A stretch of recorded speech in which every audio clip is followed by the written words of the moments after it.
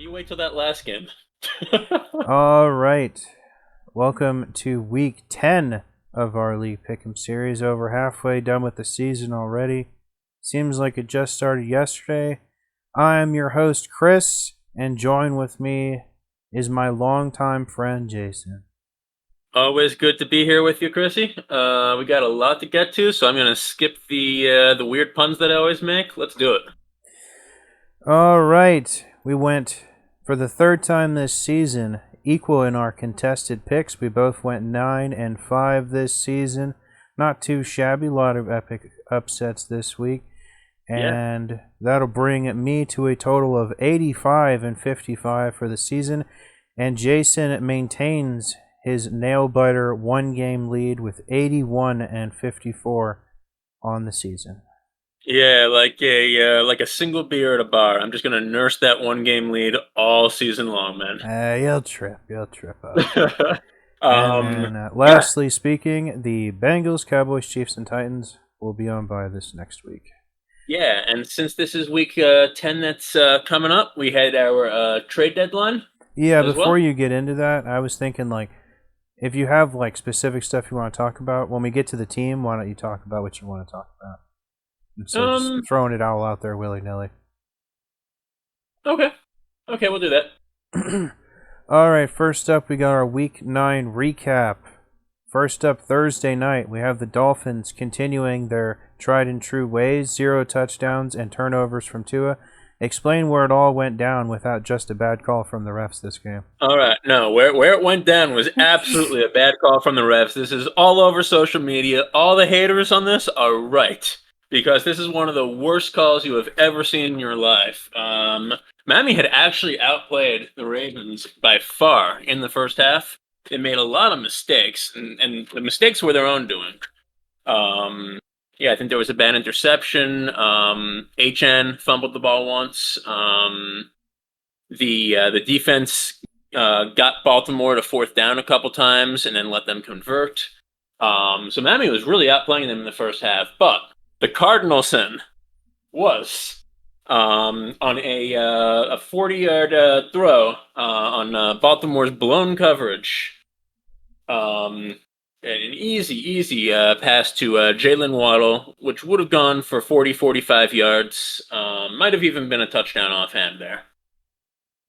Um, They made the play. I see a flag come down. I'm like, oh, good. Because the Baltimore guy, embarrassed that he got completely beat, jumped up and basically like suplexed Jaden Waddle while he was in the air and threw him down to the turf like a pro wrestler. And I'm like, oh, good. They're going to get him for a 15-yard unnecessary roughness as well. No, what they actually decided was one of the Miami linemen who had fallen down on the play, kind of like slipped on the grass, fell to the grass, and the lineman who was about to whack him and try to get around him and get to Tua saw that he was falling down, kind of like tried to go over him instead of just around him, and the lineman's butt like touched the DL who was trying to go around him, and didn't knock him down or anything. Just kind of like he was a little bit unsteady as he tried to go over our tripping offensive lineman, and the refs, high on something, decide they're gonna throw a flag for tripping. Um, Not only Oh, yeah, is you it sent me the clip for this. Now it's coming back Yeah, to me. this is ridiculous. Not only is it absolutely not tripping if you hit a part of the torso, including the butt, it has to be the legs, but the lineman has to be putting his leg out intentionally to trip somebody. It can't just be like he's in that motion falling down. Also, the guy never actually tripped. Yeah, they sent the broadcasters called up the rules analyst and asked. The rules analyst is like, yeah, that's not a trip. This is one of the worst calls I've ever seen, and it really was. Um, and that is where the game started to go down. That should have been 13 to I think 7 at the time against Baltimore. for the Dolphins. And look, let's be fair. Miami should be good enough if they're a good football team to get over that and keep playing a good game.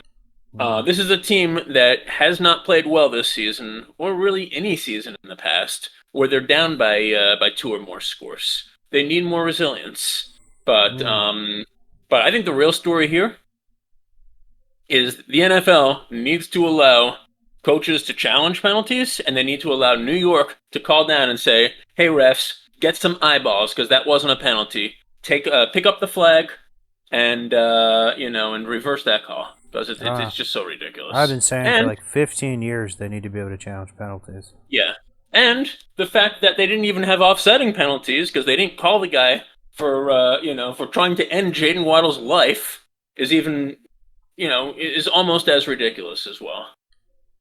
All right, I'm done ranting. All right, that drops the Dolphins down to 2-7 because of the teams Yeah, in well, their division. They're all but mathematically eliminated at this point. I mean, Strangely enough, even our though the season was over Ravens, week two. I'm sorry. Yeah, Strangely enough, even though the Ravens only have one more win, because they have one of the best quarterbacks in the league, if they kind of half-ass run the table, have still a very good shot at making the playoffs, especially if the Steelers stumble. Which is funny I because they only agree. have one more win. Yeah, So, I agree. I could see the Baltimore Ravens making the 6 or 7 seed. all right, enough Dolphins drama. They're going nowhere.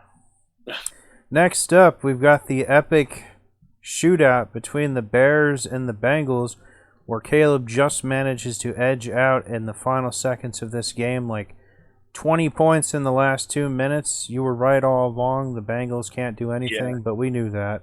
We knew that last year. Tale as old as time. It's been this way for about 3 years now. And the They're- Bears suddenly 5-3 in a tied with the Lions somehow. We'll go into that. Their division's is almost tight as it can get. Pretty cool actually.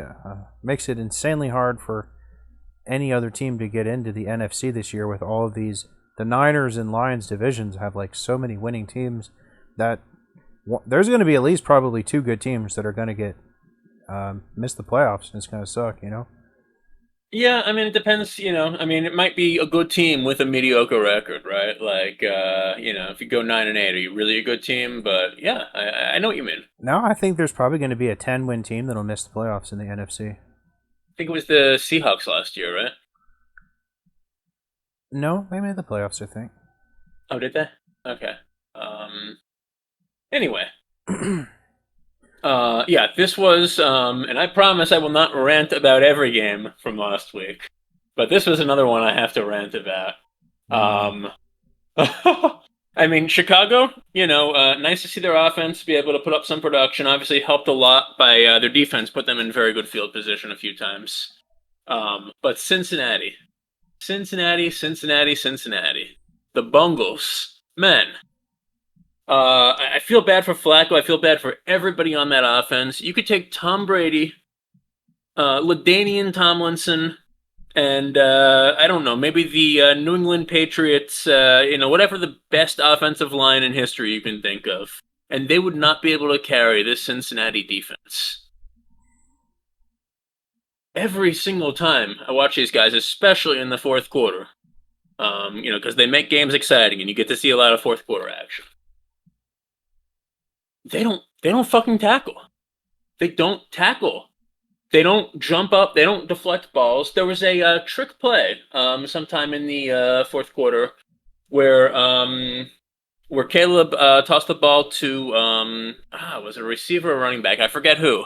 But then they tossed it all the way across the field back again.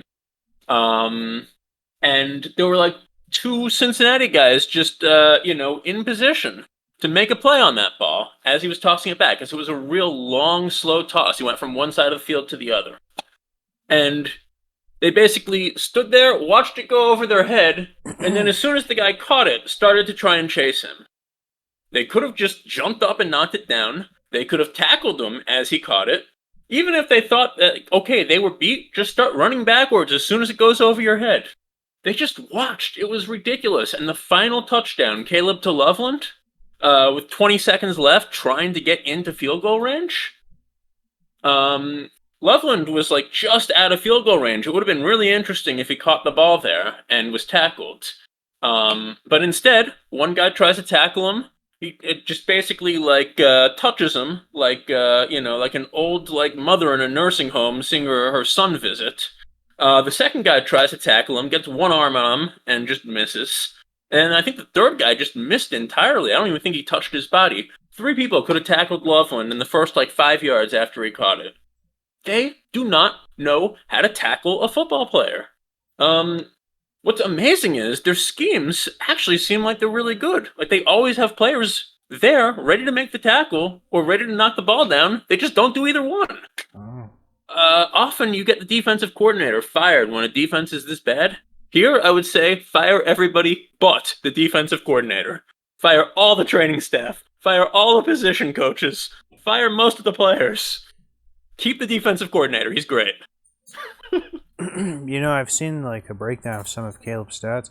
If you take away Uh, this game he had against the Bengals and his game yeah, against the Cowboys, really and pedestrian, right? yeah, he has like really miserable stats on the season actually.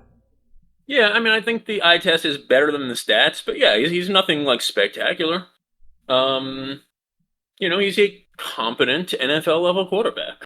And then their defense is doing a lot of work for them. Uh, Cincinnati, they're going nowhere because they cannot beat a team with this defense. They need other teams to just beat themselves. All right, can't spend 10 minutes on each game, man. Oh, trust me, I could spend 30 on that one. Next up, we've got the Vikings in a sizable upset against the Lions, and a close game at the end of Yeah, it. But the Vikings did have a lead for most of this game, and I gotta say this: I honestly didn't see this coming. I didn't think McCarthy would be able to put up this many points. I thought the Lions would be able to put up way more points, but it happened. yeah. McCarthy's like Kirk Cousins, who? This was really surprising to me as well. Detroit did play with a lot of heart at the end, but Minnesota just did not collapse. They played uh, three quarters of a really good football game and managed to not collapse in the fourth. Good on them. This was surprising, and Detroit just needs to bring more from their offense to win games. They Yeah, usually, yeah. man, look at this here. We got the four teams all right next to each other on this. If we're looking at the same website, we got the Bears, Vikings, Lions, and Packers all right next to each other. We got 5 wins, 4 wins, 5 wins, 5 wins. I mean, it's just like super, Yeah, super really tight. interesting division. I don't think anybody. I certainly didn't think that would happen in that division. Yeah, I didn't think the Vikings would actually be very good this season, to be honest. We both have the Lions. Yeah, All right, next up, an even bigger upset. We got the Panthers catching the Packers completely flat-footed.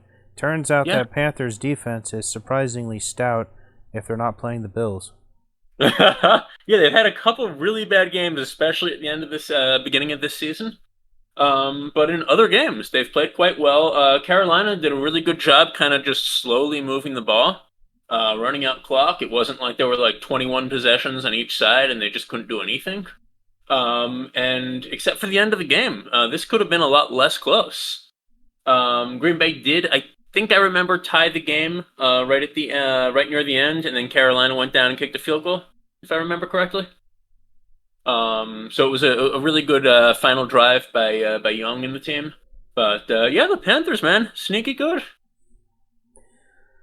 I think the Rico Dowdle has been kind of a gem. Absolutely. I don't think it's Bryce. I don't think it's the offense. You can't even name one of their receivers. It's just like, yeah, the defense has been more than serviceable, and Rico Dowdle has just exploded onto the scene. Yeah, I don't think if I remember correctly, I don't think he put up perfectly. Like, I don't think he had more than like 70 or 80 yards in this particular game. No, he had But over he 100. He had definitely over carried 100 them in a this few game. times. Did he? Okay, Yeah. maybe I was thinking of last week. But yeah, Daddle is fantastic, and it's all. Oh yeah, wow, wow, wow, 130 and two touchdowns. Yeah, I was thinking of last week then. But yeah, you've also got to give a lot of credit to the line whenever a running back is putting up numbers like he has. Sometimes. I don't think that's always true. There's some running backs who just have such great, elusiveness and vision. I don't think it's always true. The offensive line always has to I mean, be with the good. possible exception of Barry Sanders, I'm yeah. telling you I mean, that I that think like the Mhm. that prime like Le'Veon Bell, man, that guy had like the most legendary vision of like any running back I've seen in like my era. That guy had Sure, incredible vision. but vision isn't going to help you if there are no holes. True, sort of, but like Yeah, who's coming first, stuff like that. absolutely, absolutely. I'm just saying, you got to give a credit to the line who creates a hole that he can run through, because if there's not a good hole there, you're going to have contact behind the line, and it's going to be very hard to make something happen. All right, next up, we've got the defensive nail biter between the Broncos and the Texans. Texans definitely had a chance to win this at Hmm. one point in the game, but unfortunately, CJ Stroud goes down with a concussion for a large portion of this game. Very unfortunately, such a promising young man. And then the Broncos kind of just slowly crawl this one to a victory. And probably impressive because the Texans have held teams to very low the whole Yeah, season. more fourth quarter heroics after what they did to the New York Giants a week or two ago. Yeah, Denver's looking good in the fourth. They really looked slow the whole game. Houston's offense was playing a little bit better than usual, but in the end, right? As fierce and as spirited as Houston's defense is, the offense did not do enough, in those first couple quarters to put away a game against a struggling, really struggling Denver offense.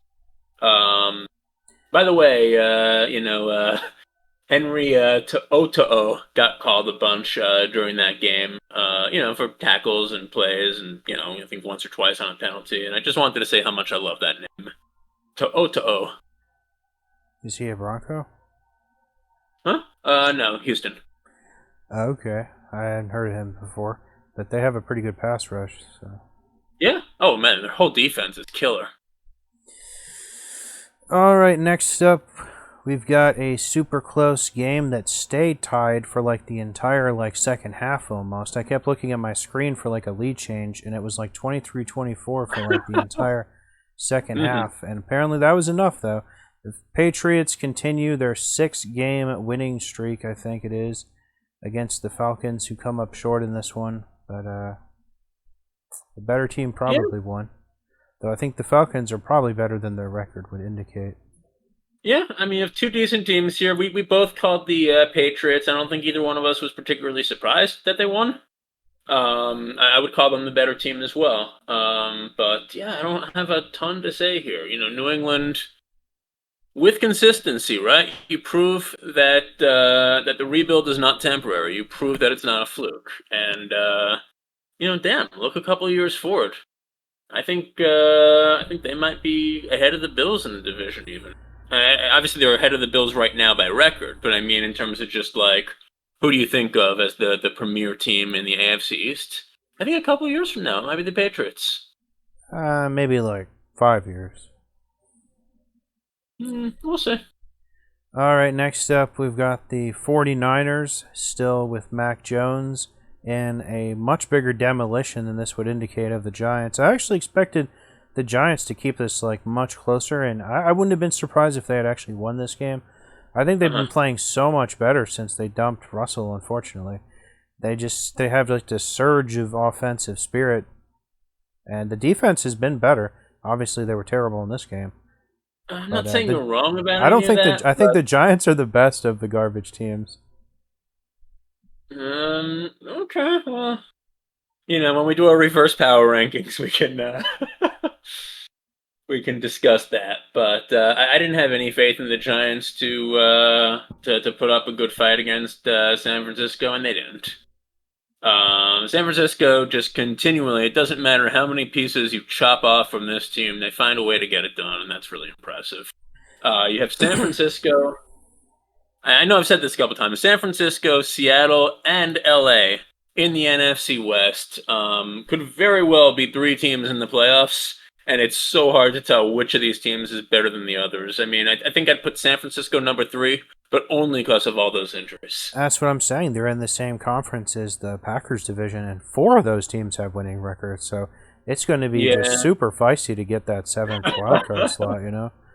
yeah, I know what you There mean. might be three good teams that miss the playoffs.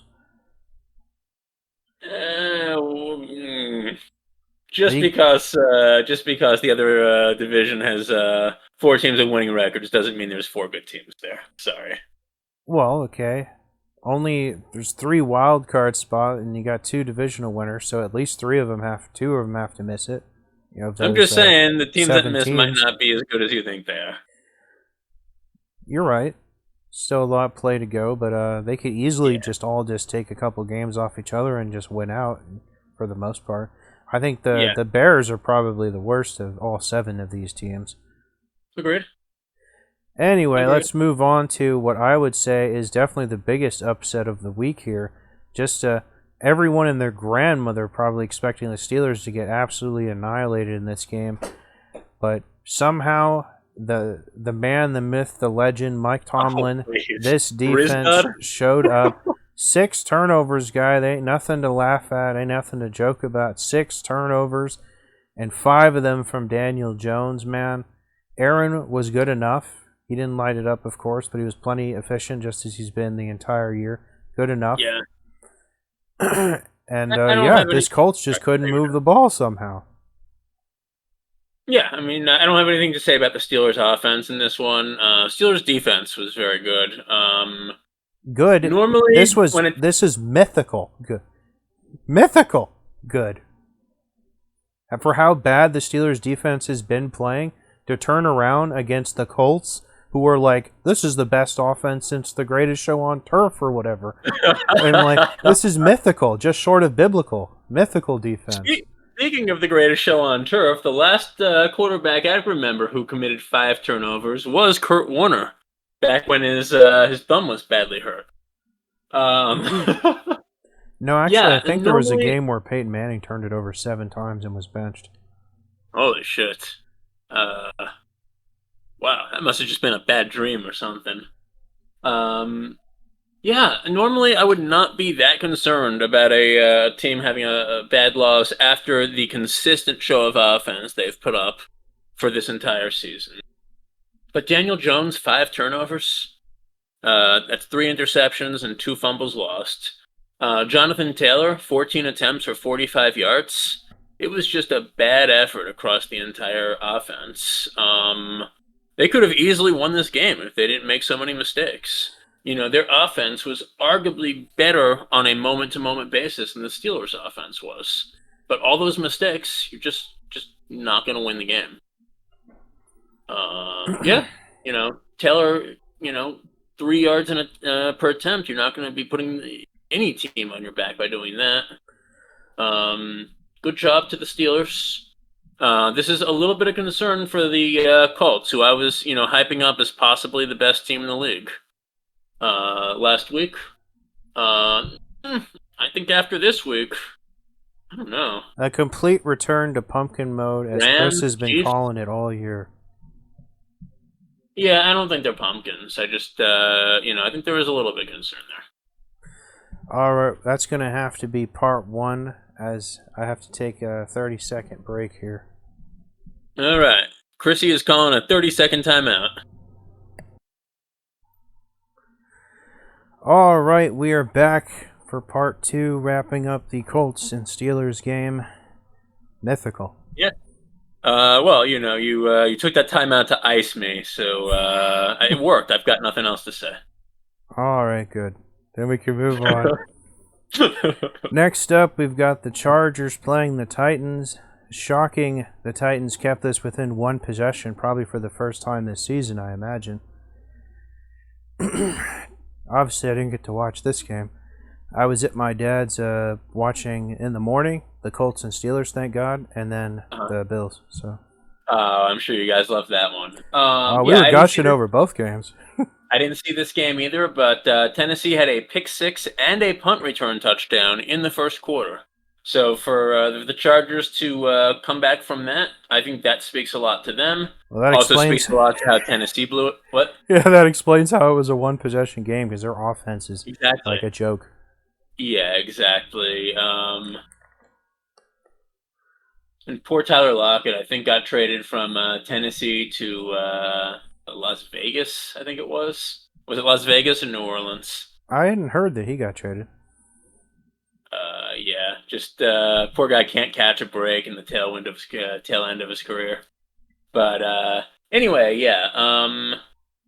I think that the Chargers are like possibly a top five team, definitely a top 10 team, and the fact that they were able to come out early, shit the bed a little bit and clean it up and win the game. That says a lot about them. Yep. All right, next, take it away here. How did the All right. Rams do really well this game and then simultaneously blow it? Oh, don't worry, I've got you covered on that. The Rams started with a 20-3 lead early in the second quarter. They were absolutely dominating this game. Verse and Fisk were both living in Spencer Rattler's backfield. This was Just a fantastic. this was What? Tyler Shock actually, not Rattler got benched. Sorry. Well, it was his backfield. He just wasn't in Okay. it. Yeah. In the New Orleans backfield. You're right, though. Shock. But anyway, yeah, just absolutely fantastic job by the Rams defense. Offense was doing great as well. Puka took a bad shot to the ribs and was injured during this game. And don't tell me that I'm unfairly putting the blame on McVay, because you know who else blames McVay for Puka getting hurt? Puka? Sean McVay. Okay. Yeah, he talked about after the game that he regretted making that call, that it was on him, and that he should not expose Puka like that. So classy of him to to take the blame for something that isn't gonna have a huge impact. But Sean, stop doing that, buddy. Stop doing that. This was already in the third quarter when they had the game well in hand against the New Orleans Aints. Um, why are you leaving an easily injurable star vulnerable? I'm not saying pull him from the game in the third quarter necessarily, but don't have him going on like go routes where he's going to have to like jump up and leave himself vulnerable. This was not smart. Thankfully, Puka is expected to play this week. It wasn't a bad injury. Mm. All right, next up, we've got the Jaguars just barely defeating the Raiders in probably the first truly decent game of Geno Smith's season. Unfortunately, as Yeah, you're fond of saying, the Raiders are the Raiders. yeah. I think this is the second time they've kept a game like close and really put up forth a decent effort. They might be better than the Titans and the Aints, honestly. As much as I want to just say that they're never going to give us anything interesting or good. This was a close game. Jacksonville, couple interesting notes. Little hit the 68-yard field goal, Mm-hmm. longest of all time in the NFL with the K ball, though, at the end of the first half. And this was also apparently the first NFL regulation game where both teams scored the touchdown in overtime. Uh, So for all the bitching that people did back when it was Kansas City and Buffalo, and it's like, oh, first team to get the ball, touchdown. I guess they just automatically win. So unfair. This is the first time that the team who got the ball back after the touchdown actually scored the touchdown to keep it going. Jags went down again, down the field again with not that much time. It may have even been very little. Got into field goal range again, kicked the field goal to win. This was actually a great game. I only saw little parts of it, but it was actually a really good game. They won with a Uh, field goal. How come there's only yeah. a 1 point difference in overtime? Um. Shouldn't it be like Oh no! You're 27, right. You're right. 27? I'm sorry. The field goal may have been near the end of the regulation. What actually happened? Thank you for pointing that out. I was wrong. What actually happened was, yeah, the Jacksonville scored the touchdown. Then the Raiders got the ball, scored the touchdown, and Carroll went for two, and they weren't even close. They went for two in overtime. Yeah, they went for two because they probably just said, you know what, fuck it, like our season's over. Let's go for the win here. We don't want to tie. That's what it was. Okay. Yeah. So Jacksonville's 5-3. Do you think they're frauds? I think Trevor Lawrence is most assuredly a fraudster extraordinaire. I think Geno Oh, Smith is honestly better than Shock, Lawrence, Cam Ward. Yeah, I think he's fraudster extraordinary. He's had one good season, and people act like he's like the second coming of like Jacksonville. So yeah, he's definitely a fraudster. Their defense I is good, and they have an okay running game. The receiving core is like middle of the pack, I guess. Man, you're making it like he's Tim Tebow or something. Also Jacksonville. But I think Trevor Lawrence is a competent quarterback. I do. He couldn't even throw a passing touchdown in this game. He had to run both of them in. I mean, you're gonna blame Lamar for doing that four times? Nah, man, dude. No, Lamar has grown, man. He has become an excellent passer. Whereas he was way more dependent on his legs when he's only been in the Mhm. league for like 8 seasons. I'm just No, saying. no, Anyway, you Lamar get the has touchdown. upgraded. This guy has not upgraded, man. All right. I used to not be a believer in Lamar, but he proved me wrong, and I'm a Lamar believer now. All right. Let's move on to the game of the week. Game of the week. I'm sorry, that was the Cold Steelers. Second game of the week, though. Chiefs, the Bills. Worst game of Mahomes' professional career. Less than a 15% completion rate. Not a single touchdown. Oh, me and my dad were just gushing to no end over here, man. We Oh, I'm really sure you were gushing something in that one. we were enjoying the Colt Steelers game a lot, but man, this one, phew, there, the Chiefs played so bad in this game. This easily could have been like 10 to like 35. It only because of just Chiefs bullshittery, sneakery, happened to execute well. Shit, was this a one possession game? Happened to execute well. That's bullshit. It's just lucky enough to just barely be competent, man. That they Yeah. keep this a one possession game, and I'm embarrassed to say that Mahomes actually had a chance to tie this up at the end of the game because the Bills kind of just goofed. I think the Bills were so full of themselves in the fourth quarter that Mahomes was playing so bad they kind of took their foot off the gas. But Mhm. fortunately, they did manage to get the victory, though. Yeah. Just a career game from Dalton Kincaid. Just great job by both teams in the end zone, but the Bills were really playing more consistently. Yeah, this is really Uh, just like the Steelers. This is really a tale of the Bills' defense coming alive, where it's been mediocre the whole season too, just like the Steelers. They put out just an absolute masterclass for the opponent they were playing against. yeah, and I mean, it's not like Kansas City failed to move the ball either. Like, there were times they They looked good. failed. Mahomes went 3 and out like 5 times in this game. Right. That happened, and there were also times where they put together like long, solid drives.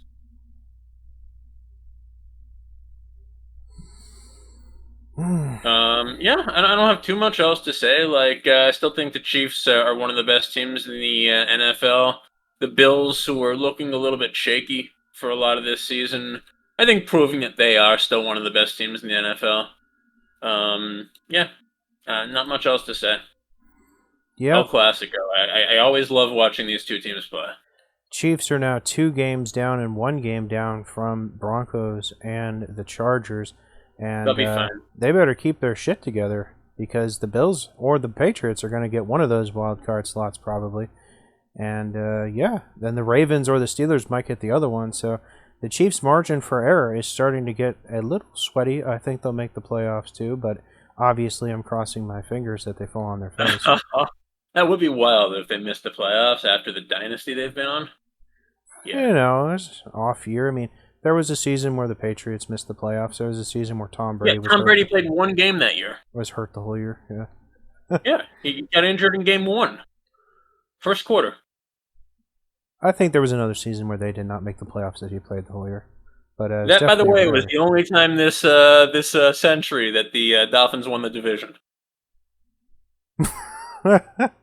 It's almost it's just an anomaly. It's not even fair to count. All right, next up, we've got the Seahawks in a full-on demolition of the Redskins, and in a rare Sean McVay era mistake here, I Oh, hear he let Dan Quinn kind of let him play for too long, and now it looks like Jaden's going to probably miss the remainder of the season. This is his fourth injury this season. He had okay. So one halfway decent one last season too, but he played mostly last year. I'll correct you on that. When he got injured, it certainly looked like he was out for the season. With badly broken and just, I mean, his arm just went backwards. As it turns out, no bone damage, no tendon damage. He got No, really lucky. Washington got really lucky, and four yeah, weeks then. Jaden must be made of rubber or something because he keeps popping back from these injuries. It was just a simple dislocation. It looked really bad. So he's only going to be out. Well, there's still no timeline, but it's expected he's only going to be out 2 to 4 weeks. Yeah, I mean, I'm starting to hear the Robert Griffin III comparisons come pouring in because they have kind of a Yeah, similar skill set, and except he looks even smaller and daintier than like RG3 was. You know, and yet it's somehow, like he's made of gum, and he just pops back from anything. well, that's not RG true. three took one. He did miss RG like three took one bad injury. He was never the same. oh no, RG3 had like injury after injury after injury after injury. He didn't just get hurt Mm, one time. no, I'm saying he was never the same after the one time. Yeah, but he got follow Anyway, up injuries after that. sure. But he was not even playing good at that point. Although, in fairness, Jaden has not been playing well this season. This was Well, 28 to. Mhm. I'm sorry. I mean, I'm saying that It's okay. Jaden also missed like 2 or 3 games before this game. That's absolutely true. Yeah, this is like his fourth injury that looked bad. Um, it was 28 nothing early. I think it was around the middle of the second quarter. This could have been like Seattle took their foot off the gas a little bit. This could have been a much less close game than it was. Um, this could have been a 40, 50 point win, I think, if Seattle really had their foot on the gas the whole time. And the fact that that Quinn left Jaden in 3 scores down with a few minutes left to go, absolute garbage time. Um, it might have even been 4 scores down. I forget. Maybe it was 24 points, so technically three. You know, Um, I have kind yeah, of a different take on this. You know, everyone's yeah. being real hard on Dan Quinn, but you know, I feel like it kind of says something, unless it's like goofishly like lopsided, like 50-7 or something. I think it like says something that like a starting quarterback kind of finishes the game, and you can't just like you can't live in fear. You can't just assume, well, if he's in, he's going to get hurt. I think it This kind is. of says something that a quarterback finishes a game. You know, It's not like this is like a simple contact sport. This is football. I This hear you. is every 4 to 6 plays, somebody on the team is getting hurt. I don't think it's quite that crazy. Maybe like Well, every 20. somebody on one team or the other is getting hurt, like every like 4 to 6 plays. Four Sometimes to they're only out. six. Yeah, That's crazy high. there's like 6 to 8 players getting injured every game. How many plays do you think there are in the game? Maybe a little more than 50. Maybe it's 70 plays a game. Okay, maybe I'm a little high on that, but I'm only a little high. Every time you play another, you leave your starters in for another drive, there's probably a 20-30% chance somebody on your team is getting injured during that drive. It might not be a bad injury, but it could also be a season or career ending. And the coaches have just got to play smarter and protect their precious goods. I also think that it would be nice if the NFL could, either basically say, look, don't do this to yourself, and implement a mercy rule if you're ahead by 4 scores with 2 minutes to go. Or if you want to Oh, actually I make it like that worth idea. playing at the end of the game instead of making it total garbage time, so you can like show a bunch more of Uber Eats commercials. Actually, make it a game worth playing and say that the clock will stop if you don't move the ball forward on offense, so that if your defense can actually hold them 3 times, you can get the ball back just a few seconds later. See, I feel like if you start like playing like all that stuff you just said, you wouldn't get games there where those Broncos managed to like get that crazy upset versus the Giants a couple Well, weeks certainly ago. with no rule change. What's just But like? Well, let's just pull Bo Nix at the halfway through the fourth quarter. He never like gets that huge comeback. that was a crazy comeback, but even then, right? That was doable. That was like 23 points in 15 minutes because the Giants had some No, points anyway too. 33 No, no, no, but points. no, I'm saying they were only 23 points down at any point. The Giants scored along the way. It was It was 19 to never more 0 increased. at the beginning of the fourth quarter, if memory Yeah, serves. yeah. So like, that's fine. You can make a three touchdown comeback. It's very hard in 15 minutes, but you're not going to make a three touchdown comeback in 2 minutes and 20 seconds. Not with the onside kick rules. Yeah, those are so bad. Yeah. I hate that. So yeah, I'd say go one way or the other. Either implement the mercy rule or actually make it possible to make the comeback with a couple minutes left. So if a team is leaving their starters on the field, it's actually worth something. I know what you mean by mercy rule, but I'm definitely not for the NFL just dictating what clubs are supposed to be, plays they're supposed to be running. Yeah, it's just it's. Have you ever had fun watching a team just like struggle to move the ball down three scores with a minute 20 left? Was that ever enjoyable to you? You can't just focus on all the bad games because shit happens sometimes. Yeah, yeah. I'm just saying for those like really, blowout type of games, just fix the product and end it early. Oh well. We got one more game, and I'm not gonna let you procrastinate any longer because I'm gonna let you speak the whole time. But all I want to say is that Dallas defense made Marvin Harrison Jr. look like Marvin Harrison Sr. Well, it's more like they made Jacoby Brissett look like, Carson Palmer, I would have to say. Oh, keep going. There's a lot more that you have to say about I this. actually, I'm very disappointed, obviously, because this was supposed to be like, them playing a tomato can. This was supposed to be the type of game that they're supposed to beat up on people. They've been scoring 40 points a game at home. I'm not as down as I've heard a lot of the talking heads be down about this game as other people because, for one specific reason, the Cowboys could have easily.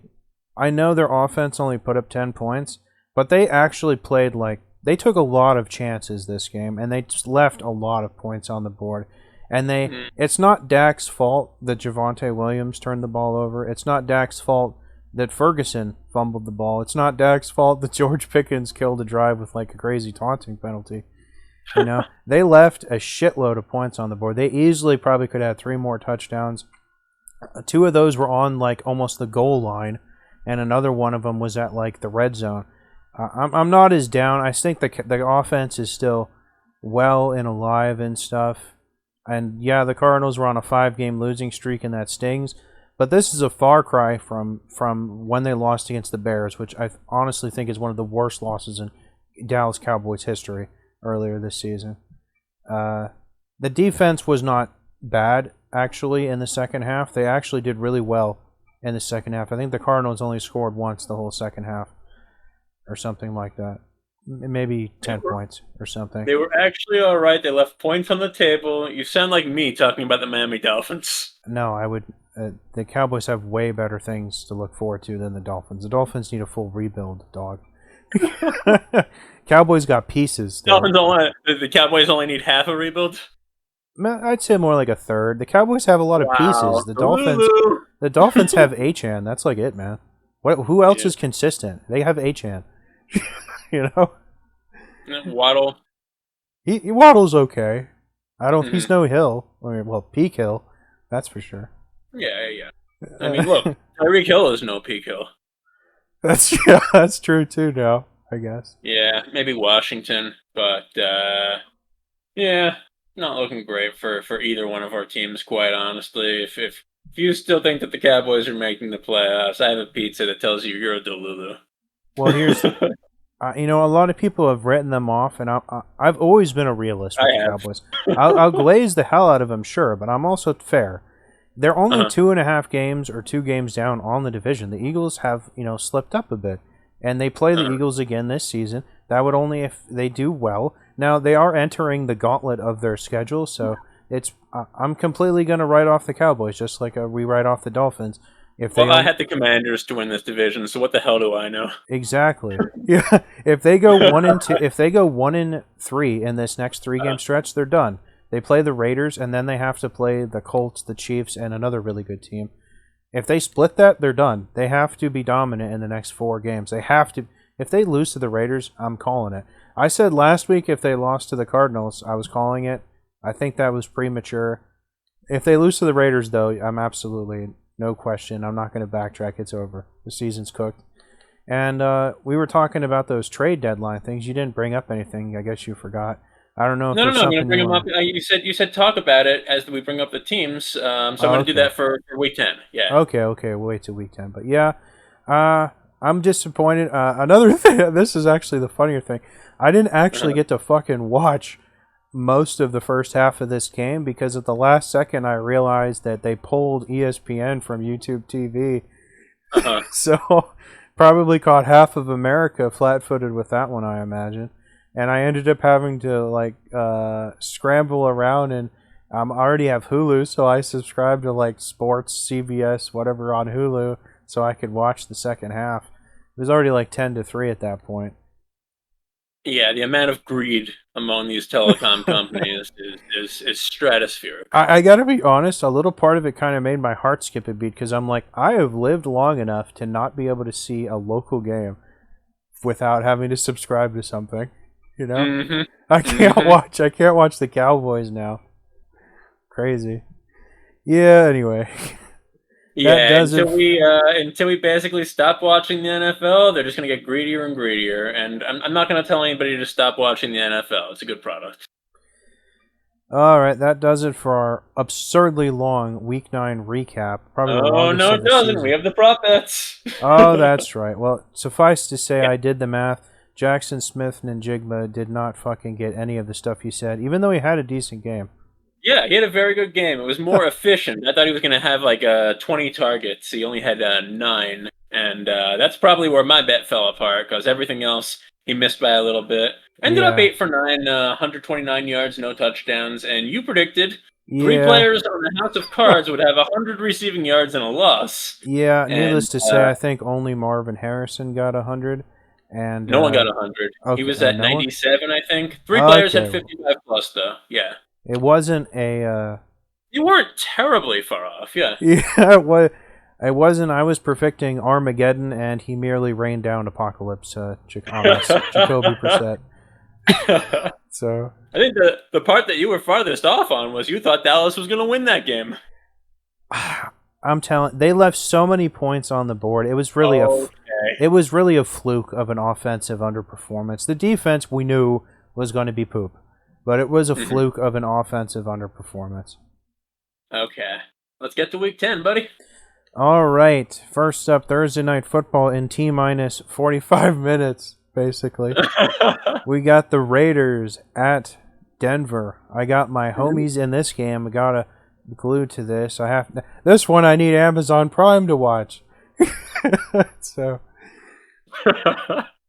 first up, we got my boy Genty on the Raiders, and then my defense over here on the Broncos, man. Obviously, we're both picking the Broncos, right? Just because, Gino's like falling apart at the seams. Yeah, I don't have a lot of faith in Denver's offense right now, but one of these teams is not the Las Vegas Raiders. I'm going for the Broncos, and yeah, a couple of years from now, this game is going to be on like Tubi or we're going to have to like subscribe to like Alibaba or something to watch a fucking NFL game. It won't be Thursday night. I bet Amazon will find a way to keep it. It'll be another cluster of like games. Well, it depends who's willing to toss more bags of money at the NFL. But yeah, I'm not as down on the Broncos offense as I've heard a lot of people trashing like Bo Nix. I think they'll improve over the course of the season. They were a little slow last year, and Bo came on real strong the second half of the season. In theory, they should be fine, but like they have not played well for the last 2 games. Well, Texans defense. Give them a break. Come on. Okay, we got our second to last international game in Berlin. We got the Falcons playing the Colts. And I'll try to wake up early to catch this one. No promises. What do you Yeah, think, bro? the Colts have played a lot of international games this year. They've probably only gotten like 2 games in Lucas Oil Stadium. Um, kind of a bad time to have to be traveling so much when your team is actually lighting on fire. But hopefully Yeah, that won't burn down the plane. I I've got the Colts to take them in Germany. yeah, this is definitely. I think the Falcons actually have a pretty solid defense, but I think their offense is literally all over the place in terms of potential. They can be really good. They can be absolutely terrible. I have no faith in Michael Penix. I have slightly more faith in Trevor Lawrence. I can't believe it. Wow. And apparently you have more faith in Kirk Cousins, which I still think is ridiculous. You th- you think Kirk would not be able to do more with the weapons the Falcons have than Penix has? Penix's I numbers have really been don't more think so. abysmal than Caleb's numbers. Man, Kirk would Well, I mean, again, absolutely do way more. He is way more of like a gunslinger okay, than this okay. loser. Pick on Caleb again for getting 30-yard fields to work with. Guys had like 5 touchdowns in the games he hasn't played the Bengals or the Cowboys. Caleb has sucked this season. Okay, Penix is going to grow. You doubted Lamar. Penix is going to be the next Lamar. Maybe not. He's not a running quarterback. Yeah, I know. Yeah, I got the Colts too, just because Okay. I think Jonathan Taylor will probably run them to death. And next game, we've got no car. We have no car, Chris. No car? What is No that? car. New Orleans and Carolina. Oh, okay. Yep. This one, I'm definitely not all in on the Panthers' ascendancy, but Tyler Shock has definitely not done too well in his first 2 starts, to say the least. Not that Spencer Rattler was tearing it up, but it's hard to play. It's hard to pick the Saints when the Panthers' defense has been as efficient as it's been, even though it's been also inconsistent. There's nothing really great about either of these teams, but the Panthers are clearly have some fight and some feistiness in them like they did at the end of last season. Yeah, I'm going to say something that I don't think anybody thought they were going to say during the 2020s. Carolina is a top half team. I don't think that they're going to be threats come playoff time or anything, but I do think that they're an above average team. They're not going to lose a game like New Orleans. New Orleans, by the way, in complete fire sale mode. They gave away a lot of their players. Most of the players that were being traded in general around the NFL before the trade deadline were defense. Very few offensive trades. But yeah, New Orleans gave away like 3 of their players to different teams for late round picks and conditional picks in the next few years. Complete fire sale mode. They're not getting a lot of value for their players. They don't care about this year. They're probably just trying to lose as much talent as possible so they can compete for that #1 draft spot. That's my guess. Yeah, Carolina all the way in this one. I actually had Rashid Shaheed on my bench in fantasy, and I'm like, wait a minute, he's a Seahawk now. I'm like, what happened? I'm like, I don't know. Yeah. Is that good? I don't know if it's actually. He's like a purely a deep threat. He's like been okay for the Saints. I don't know if he'll thrive or how much he'll take away from Jackson and Jigba guy, but Yeah, I don't think he's going to take away. I think he's going to complement them and be a second threat if they try to double cover Jigba. But what about Cooper Kupp? How's he supposed to fit in with all them guys? Cooper Kupp's injured. He's been injured like every moment the last like 2 years, man.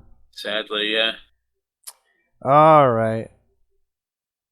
Next up, we've got the Giants at Chicago, and this is, I gotta be honest, this one's kind of hard to pick because both these teams I don't think are as good or as bad as their record. That's my take. I think a lot of people just think they're exactly what their record says they are. No, I would agree with you that they're closer together than the record show. I just think that the Giants are not a team that has a lot of fire right now.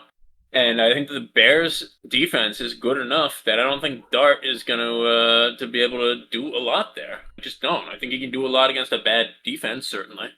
I've got the Bears taking this. I got the at home. Giants. I got the Giants, man. All right. I'm dude. This Dart boy, he's been pretty feisty since he got the reins, man. I don't hate him. Caleb, man, he has sucked against good. He has sucked against remotely decent teams. And this Bears defense, it is not good. It is not good. It's okay. It's like Did probably you just top say the 20. Bears' defense isn't good? Yeah, man, it's probably like a top 20 unit. I don't think it's not that great. I don't think it's They give very up good. some points, but like they also give their offense really good It field was it position. was better Really, last year, I honestly think. it's usually pretty good. All All right, right. next up we've got the Jags at Houston. Uh-huh. 5-3, 3-5. Man, I don't know if CJ Proud. Stroud is going to play this game. Do you have anything on that? Uh, I read something that said that Davis Mills is expected to start for Houston. Well, as if their offense wasn't bad enough, you have to go with the Mm. Jags, and I feel sick to my stomach about it. I have to pick Trevor Lawrence somehow. The man, the myth, the legend, Trevor Lawrence, greatest of all time. Yeah, I've got the Jags as well. All right, next up, walk me through the math at play on how the Dolphins can make this close like last time. Dude, it's the Buffalo Bills. Who cares if they make it close? They're not going to lose to the Dolphins. Um, yeah, They had a like, competitive last time they played. It was like close in the end of the first half yeah, and stuff. yeah.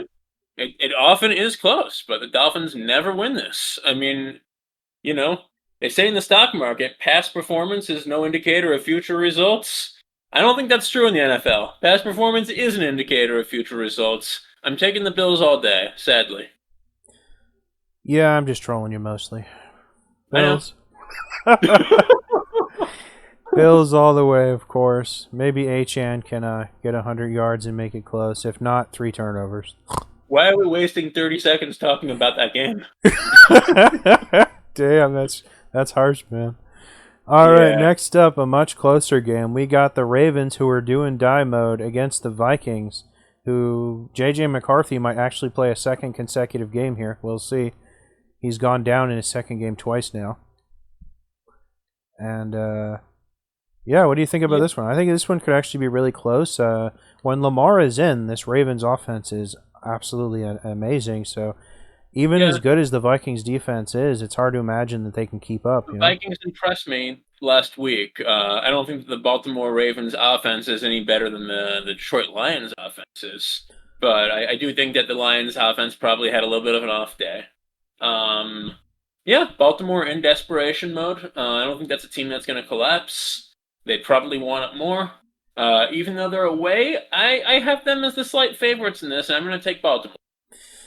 Me too. Lamar's just like when he's in there and he's good, man. He's pretty on there. All I right, don't even. shit Oh, bowl 10. We got oh the yeah. Browns at New York, and no team got more hype in the trade deadline than the Jets for trading away everyone in creation. You got anything to add on that? Oh man. Um. Oh man. I really don't want to pick either one of these teams to win. Mm. Do I have to? Well, I guess the hilarious question is: are the Browns can they beat the good version of the Jets or the nerfed version of the Jets? Uh, You know. Yeah, I don't even know that you're nerfing the Jets that much by taking any players off of them. Oh, give me Cleveland. Give Yep, me Cleveland. me too. Just give me Cleveland. The Browns' I mean, don't defense has actually been give pretty me solid. Cleveland. Just don't give me the Jets. Uh, uh, this is almost more disgusting. Trying for Taylor Gabriel or Dylan Gabriel to get this W than Justin Fields. It's like, how do you choose between these two dumpsters? You know, You know what's been really nice about this video so far? what's We didn't that? have to say a single thing about Cleveland or the Jets. Oh, okay. We tried to keep the Dolphins to a minimum too. Well, no comment. Yeah, I don't really have much to say either. I guess you don't want to talk about the trades too much, but yeah, Sauce Gardner went to the Colts. The Cowboys picked up that Quinnen Williams guy from the Jets. Also, they Mm-hmm. were the Chiefs Yeah, the wanted Cowboys. the Chiefs wanted to get Brees Hall, but they wouldn't give it to him for whatever they asked for. Boy, that would have been crazy if the Chiefs got him. That's like the one thing Mahomes has never had is like a decent running game. I would hate for them to get Brees Hall and make Mahomes look better than he is with a good running game. Yeah, yeah. I guess this is a good time as any to talk about the Cowboys and free agency because they're on bye this week. But Mhm. yeah, but they were very active in the final week or two of before the trade deadline. And I just wanted to point out, you guys took a linebacker from the Cincinnati Bengals. Good luck trying to get him to learn how to tackle.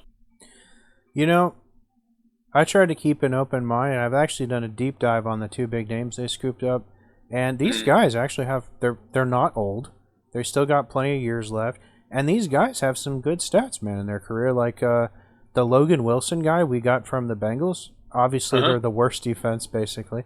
This Hmm. guy has like led all linebackers in like interceptions like the last 5 years somehow, and he's like Okay. a former first team All Pro guy, and the other Hmm. guy, they've both been to like 3 Pro Bowls. This Quinnen Williams guy, he also has some really good stats. Maybe Yeah. he was the Good first stuff. team Good All Pro stuff. guy. Now you just got to teach him how to tackle. Well, the stats prove that they're tackling machines. I think Oh, there's. okay. I'm not going to say that the Cowboys have to have a better culture than the Jets do. Let's be honest. Yeah. And Cincy. Yeah, Yeah. exactly. And So, Cleveland. Yeah. so the thing is, I think players will play better when they're in like a better environment. I don't think you dispute that, right? No, no, no. I would agree with that. All right. Well, I'm not saying that they're playoff bound if they come to the Cowboys, but I think it'd be foolish to think that these are some good guys. And I was a little down at first until I looked into these guys because I had never heard of them because a lot of defensive players fall under the radar even if they're good. But these Uh, guys ain't nobodies. That's my take we on can it. take a look back on your comments at the end of the season. Oh yeah, we'll see how they pan out for like 8 games that they're with the Cowboys. Yeah. All right. Next, we got New England and Tampa Bay. Yeah, Tampa Bay, yeah, oldies but goodies. New England, new to the cool kids table, but definitely at the cool kids table. What do you think? I think there's a lot of games in this morning slot I'd like to watch, but I don't know which one it's going to give me. This is tough, man. Baker's coming off like 2 kind of mediocre games, but I'm obviously still like full in on Baker, and they're getting healthier. Bucky's coming back this game, the running back, and I think Godwin is also coming back this game. And this Tez guy has emerged. He's been pretty good. They have such an incredible like receiver core, and that's Mike Evans is going to like miss the season probably. That's not with Mike Evans. They got such and that tight end they got that Cade Otton dude. That guy's pretty slick. Hmm. They have such a great receiving core. But yeah, the Patriots are obviously probably the hottest team in football now that the Colts lost. Uh, this is tough. It's at home. I think the Bucks defense is like straight mediocre, just middle of the pack, whereas the Patriots probably have a top 10 defense and Yeah, they're a going both sides of the just as ball. good an offense. This is really tough, man. I'd hate to see the Bucks lose this, but I almost feel like the Patriots are going to win this, just because Ooh, okay. the inertia at play and Bucks or Baker's been a little underperforming and stuff, but I don't know. I'm going to take a risk. I think it's favored for the Patriots, but I'm going to go with the Bucks. You're going with the Tampa Bay Buccaneers. Yeah, I think the I don't think Patriots are it's going to favored for win the like Patriots. 55-45. I'm going with the Buccaneers as well. The biggest knock against the Buccaneers has been the injuries, and given that they're able to get players back, given that they're finally able to rest, come off of a bye week, I honestly don't see the way that they lose to the Patriots. The Patriots are a good team. I've been on that bandwagon since week one. But yeah, I think the Bucks are one of the best the league has to offer. I don't think the Patriots are quite ready for that level of prime time yet. I'm going with the Buccaneers, and I don't think that you did take a flyer. I think the Bucks are good. I don't think they're breaking into that like top echelon of teams like Chiefs, Bills, Lions, Eagles, maybe the Ravens. Now that The Lamar's Chiefs, back, you're claiming aren't going to make the playoffs, maybe? well, just because they've like been sloppy and Yeah, they have like bad seating doesn't mean they're not currently a good team. yeah, yeah, yeah. That's So true. I think they're right outside of that tier 1 bubble. Okay. like with the Packers. I don't like. I think they're kind of like the Packers. And you'd have New England kind of outside looking into that tier one as well. Yeah, I think they're in the same bubble as tier 2 of the Bucks. Yeah, I think that's fair to say. I'd put the Buccaneers right there in the first tier, but I can see what you're saying. All right, next up, we've got the surging Cardinals against the Seahawks. Will the legend of Jacoby Brissett ever die? Probably. we've Yeah, we've made probably. him into a Titan, but will he take Olympus from the Seahawks? You have the one team in the NFC West who I don't think are competitors to win the division against probably the most dominant team right now. Seattle has just been laying so many points on early in the game that they don't really. I mean, their defense is so good too. Nothing bad to say here, right? They just picked up another receiver.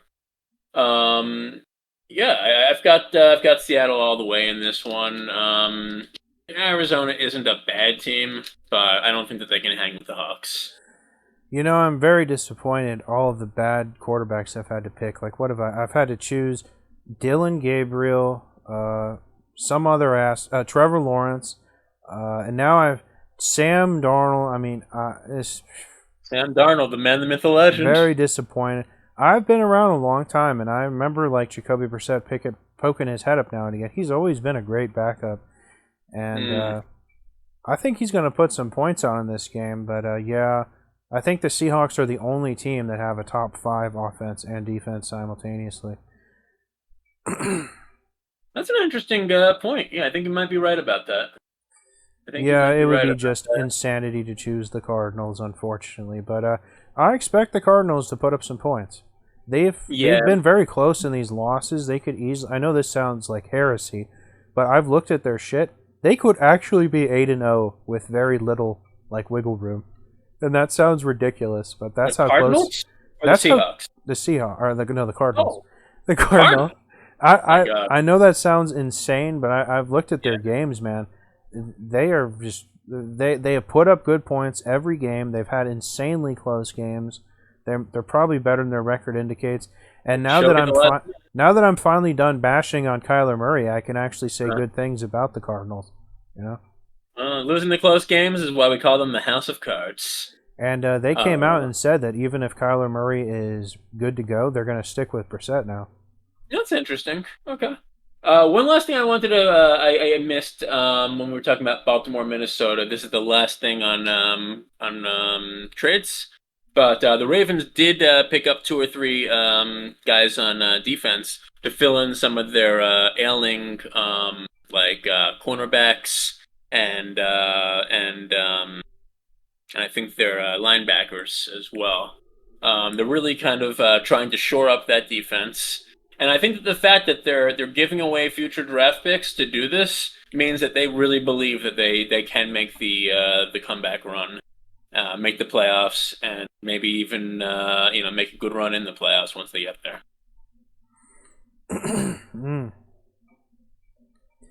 All right, next up, we've got the 6-2 Rams playing the 6-3 Niners at home, and this should probably be a pretty good one, pretty close one. The Niners have been shockingly competitive with the people that they've been missing, but as long as Uh-huh. they have McCaffrey, they've been putting up a lot of yardage. But the Rams are also one of the hottest teams right now, and you said Hmm. Puka's not going to miss time. He didn't, right? That's what you said. Not expected to. He's Yeah, expected and to play. I think he's probable. Yeah. I've seen a lot of things that Matthew Stafford is like number one in like MVP voting currently. He's been very productive, very hot the whole season. After all of these like injury talks in the off season and stuff, he's been very good, and it's a tough one to call. Also, the 49ers I think beat them earlier in the season, if I'm not mistaken. I think you're right about that. But I would I not be think you're right. I'll try surprised, to check. obviously, if the Rams were able to get it.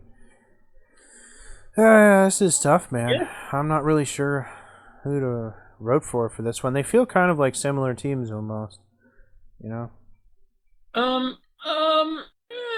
I don't know that I agree with that.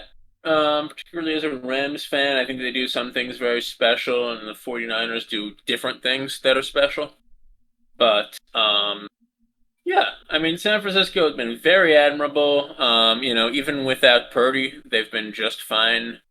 They're going to be playing at home, which is helpful. LA Rams, on the other hand, they've really dominated teams over and over in the last few weeks. Seem to be very hot. Hopefully Puka doesn't re-aggravate that injury. Like you said, Stafford is playing at an MVP level. He really was not playing that well in the last few years, since the Super Bowl season. And yeah, it seems like he's really, found a little second renaissance in his career. So you don't think the Rams will finish last in their division? Yeah, I'm off that train. Okay. I was probably the only one on it in the first place, right? Uh, yeah, no, the Rams are great. Their play calling is very good. Um, their defensive rush is one of the best that the game has ever seen. Um, I am going to take the Rams. I don't feel super confident, but I do think that they are probably the better team of the two, enough to compensate for playing away. Yeah, this is tough, man. It's a home game, but the Niners' defense isn't what it was, but their offense is still Pretty kind of good. chugging along. Yeah. That's tough, man. This is a tough call. Yeah, this really feels I probably guess, like yeah, I point. guess the Rams are just hotter. I don't know. It just makes more sense to pick the Rams, I suppose, even though they're the visiting team. I just, yeah, they're better well rounded right now than I think the 49ers are, even though they're both Mhm. pretty good. All right. Next, we've got Detroit, Washington, and after that, we've got Pittsburgh Chargers. Well said. Let's move on to Sunday night. And this is going to be definitely a test of the Steelers' consistency because the Chargers have also floundered a bit this season. They got like this. Everyone is always making fun of how bad this offensive line is for the Chargers and how like Herbert's getting like sacked into oblivion, essentially. Apparently. He gets hurried and hit a ton, but it's like that's one of the great things about Herbert. Like he can take the hit, get himself out of it, throw through it. Like he's tough.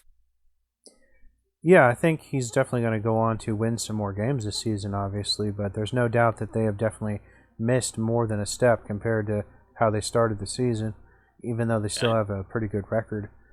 They're I definitely agree he's still going going to to win lose more a few games. more games that they probably should win, and for that reason, I'm gonna say the Steelers. It was not a fluke. The defense, well, they're not going to repeat that performance, the mythical performance of last week. They're going to be good. They're going to be decent or something. Whatever they need to be, they're going to be it, and they're going to win. I refuse to believe that Let your hate mediocre. consume you. Pick the Chargers. I refuse to believe that mediocre Pittsburgh is actually going to be able to show up against what the Chargers have been doing this season. I am picking the Chargers. What have they? We have our second split of the week. Honestly, they're very similar in like how the production and the expectations have gone this season. I think the Chargers have been a little more consistent. Pittsburgh has kind of surprised both ways. All right, man. That pass rush was eating Daniel Jones for fucking breakfast. We'll see if Herbert, who's less mobile than Jones, can hold up. And then finally, we got Monday Night Football, another banger. The Eagles at Green Bay.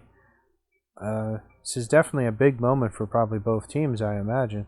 And the Yeah. Packers coming off the most stinkiest loss imaginable for a team that's supposed to have a good quarterback, a good offense, putting up like 13 points against the Panthers. Ugh. Yeah, that was pretty bad. Although the week before they did shove it up Aaron's pooper, didn't they? Yeah, somehow a worse offense. They played a worse defense. They showed up against the Colts, but couldn't do nothing against the Packers. I Aaron don't always kind of looks like he has something up his pooper. know. But which version of either of these teams, who have both been a slightly Jekyll and Hyde, because the Packers also lost to the Browns earlier Yeah, this year too. So both these teams have been doing the old Jekyll and Hyde routine. Philly Which, has been playing even in their wins weak against some bad teams, yes, but exactly. Yeah, somehow they largely have still gotten it done. Sometimes with some help from the refs, just randomly letting them start the tush push 3 seconds before the play starts. Um, 3 it, it's seconds. really it's really more of a gut instinct than any type of analysis. I just feel like what I saw with Green Bay last week just can't get there. I'm being confident against a good team like the Eagles. I'm not sure, but I'm taking Philadelphia. Yeah, they had a bye last week, but before that was like the best game Saquon's had all season. Before that was the best game Jalen's had all season. So they have avoided the supernatural funk from the last year where they like started 10-1 and then they just bombed Mhm. out and lost like 7 of their last 8 and went one and Yeah, done in the playoffs in 2023. And yeah. I mean, we're getting into cold weather in Green Bay, so this weather could be a factor in this game as well. oh, don't be one of the weather goobers. Man, Like the whole team will change if it's cold out. Okay. I don't think that. Whatever. That's probably Um, true of the Dolphins. I don't know why they can't win when it's like 70 degrees outside. I mean that's cold, man. Have you ever been to It's Florida? it's Like, cold. it Yeah, never gets down to 70 it's cold. Yeah, we can't move the ball. It's not sweating. It's not 100% anyway. humidity. We can't move the ball. Yeah, I think if it's not 100% humidity, my skin basically just falls off. Yeah, I don't buy all Uh, that weather shit and the elevation in Denver and all that crap. Oh, I think that's like just silly. okay. Okay, you're too old fashioned for all that. It's a little silly, You I know, think. you miss when the forward pass wasn't invented yet, and you just you ended the play by yelling down. I'm not one of those old fogies. I just think any people that make these like You big sound like one. self-aggrandizing arguments about how the weather is gonna like give one team some massive advantage. I'm like, oh come You on. don't you don't think that like a rushing team has an advantage in a blizzard over a passing team? Well, yeah, but they both can rush and they both can pass. You know. Yeah, I would say that Philly is less of a throw the ball long team than Green Bay is. Yeah, I think that's true. Yeah. So, yeah, I mean, I don't know that it's gonna be a blizzard. I don't know there's gonna be a lot of wind. It's gonna be really cold. I remember this Uh, incredible Patriots game from like 15 years ago where there was like a blizzard and the Patriots playing. God only knows who it was. Maybe it was the Dolphins. And Tom Brady only threw the ball 3 times, or only had uh-huh. 3 completions, and they ran like 60 rushing attempts in this game or something. And they won. They won at like 17 to like 10 or 10-3 or something really low scoring. That You was an wonder why epic Brady game. was even on the field. It was an epic game, man. It was a real blizzard too. All right, I've got Philly. Who you got? Oh man, I've never been as down on Jalen as everyone has been down. I always thought that even though they always try to keep him under like 30 pass attempts, I Mhm. always believe that he could turn it on whenever he's like, needs to rise to the occasion and stuff. Whereas as like Jordan Love has been good, don't get me wrong, but I don't think he's been super consistent. He's no Trevor Lawrence. That guy's a complete fraudster extraordinaire. Jordan Love is the real deal. Never But heard so much hate for Trevor Lawrence. My God. well, I was forced to start him last week because Baker was on bye. That's why I'm trashing on Look, at least it wasn't Vic Delhomme, him. who I was forced to start a So couple times in the fantasy league a long time ago. I'm actually with you, man. I'm taking the Eagles also. All right, fly Eagles fly. They got too many So we pieces. Too many good things going on for the Eagles. So with two split games, if you win them both, you will reclaim the lead from me. We've got New York Giants at Chicago Bears, and we've got Pittsburgh Steelers at the Chargers. All right. For my prop this week, Oh shit. sorry, Yeah. go on. Oh no, keep going. I don't Okay. ever think of one beforehand. For my prop this week, I have Houston to score 3 or fewer points that are not off turnovers.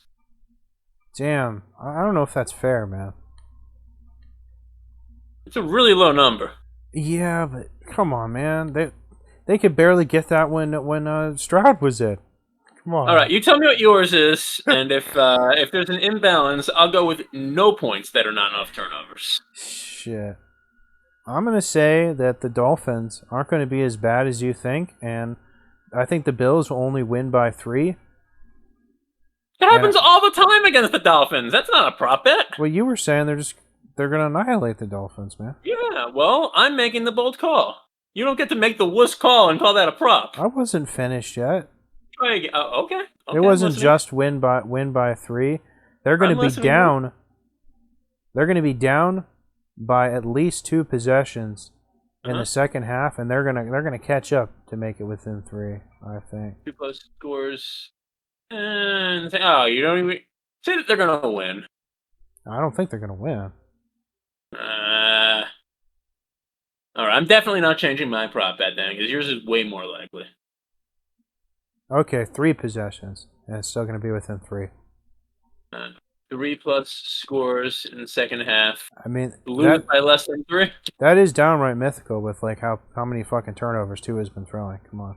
I guess, but still sometimes happens in garbage time when they play the prevent nothing defense. I'll give that to you, but I'm keeping my prop at 3 or fewer. All right. I couldn't come up with something cooler. Yeah, I got to start thinking of those beforehand. You do. It's only been a year and a half that we've been doing this, Chrissy. I never think of it beforehand.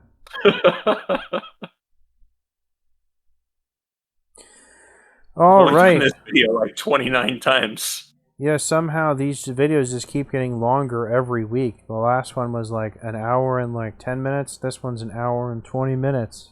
I have more to complain about the Cincinnati Bengals defense every single week, man. That's probably what the difference maker was. Yeah. All right, that does it for our Week 10 picks, and the game's going to start in 15 minutes.